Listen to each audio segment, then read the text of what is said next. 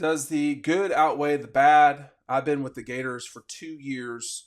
I went through that whole process of rebuilding. It's still kind of rebuilding. I felt like there was a lot of uncertainty, so a lot of questions were still unanswered.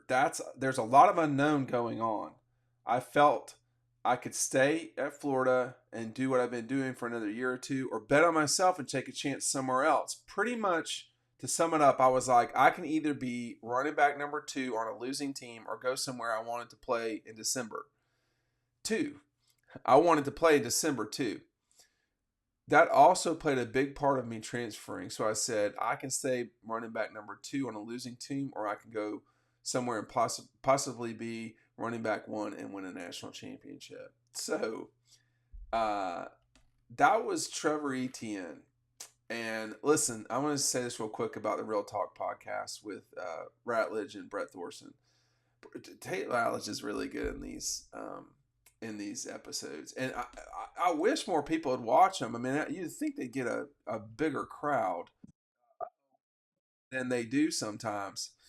No, this one was well watched. Good, they should have been. It should have been because what he had to say, Etienne, there was completely accurate.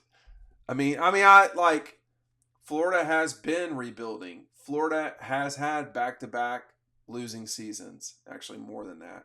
Florida, there is a lot of uncertainty at Florida, and it does seem to me like Etienne will have the opportunity to be the number one at Georgia as terms of the running back. I don't know for sure that he will be, but he's going to have the opportunity to be.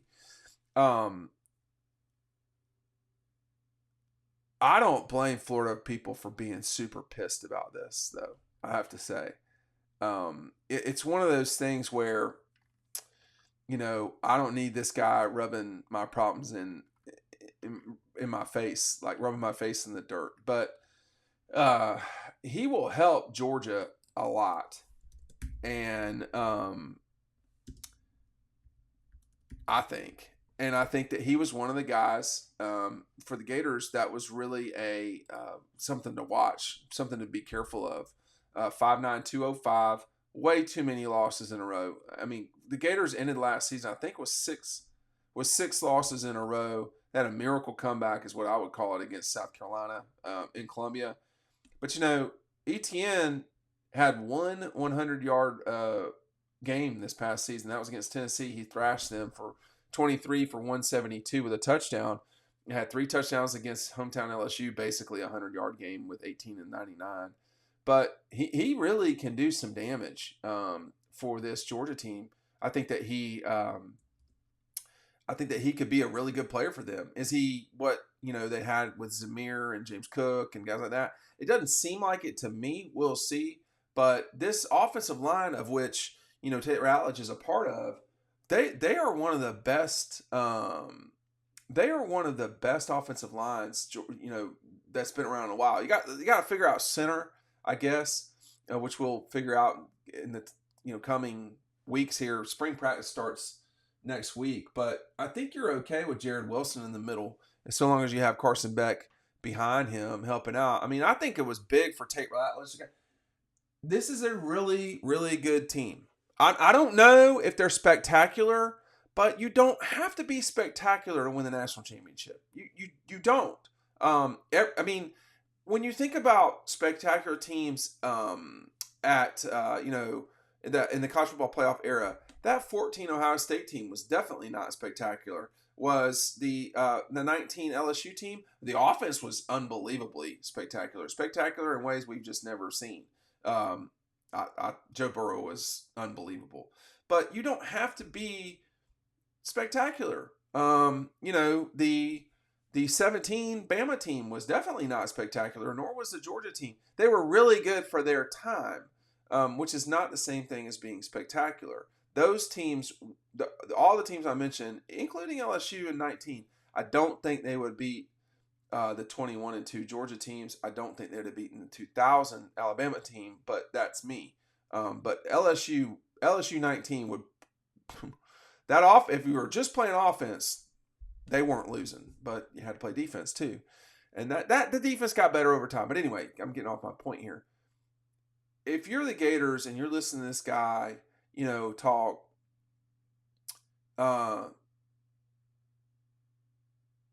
one man's, you know, truth session can be another's reason to go. And that's probably what's going on here. Did Etienne have to say this or need to say this? He didn't have to.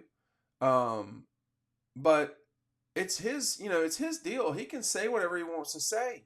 There's a, you have the ability in this country but to say whatever you want to say. Now, there's always ramifications from that, and we'll see what the Gators do when they have to deal with him. But they're not just going to be playing him.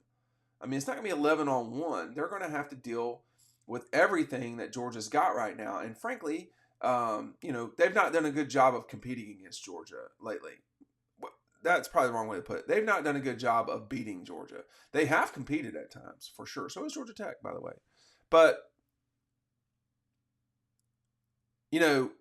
Etienne made a move, in my opinion, that gives him the capability to better himself.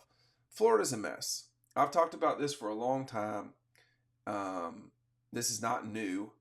Florida's been a mess for a while. Its football, particularly, is a mess. And I don't blame guys for leaving. I don't. I mean, we didn't have the ability to when we were playing. You had to sit out, and there were all these rules. You couldn't do it. It was hard to do. And then, he gets to start fresh and start over. I don't know why this is a big deal. What's good for one is good for the other. I mean, Georgia's had guys leave. A.D. Mitchell, Jermaine Burton. Georgia never played against A.D., but they played against Jermaine, and he acted like a turd after the game. And that's Jermaine's right. But he can do whatever he wants to do. But that shouldn't stop him from being able to leave. And I think for Etienne, the focus to me would be, it's a natural question. I'm glad that Tate and them asked and gave him the opportunity to say, hey, I did this because of X.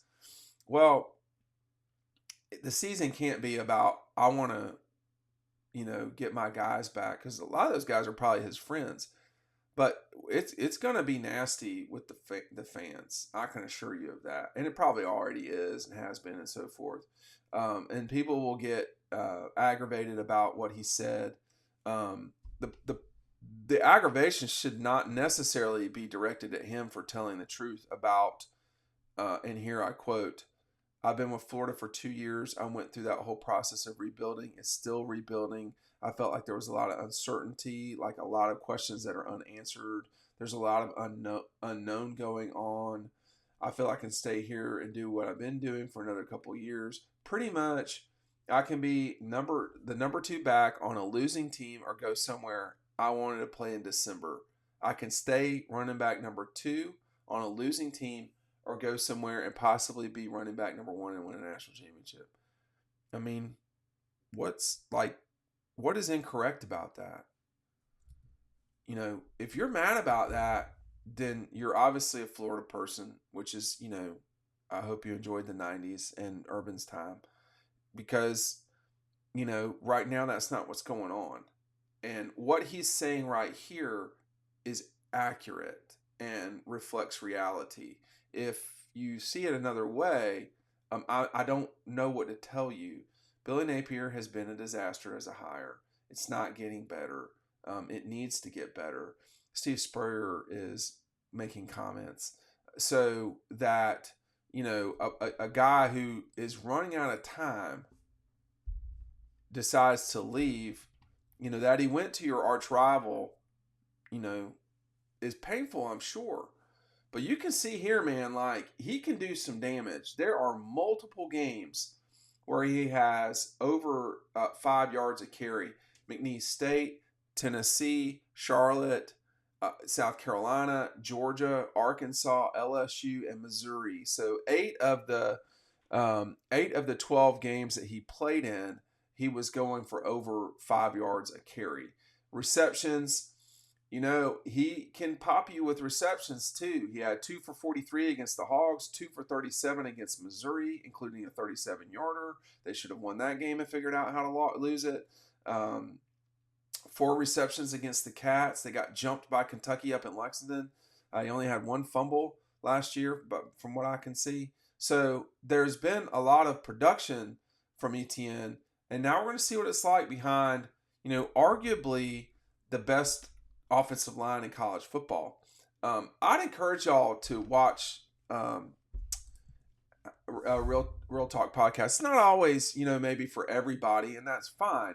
But I mean, I think I think Tate Ratledge does a good job with it, and it's not always the easiest thing to do this. But we're going to see what happens with ETN over time, and my suspicion is he'll be very productive at Georgia.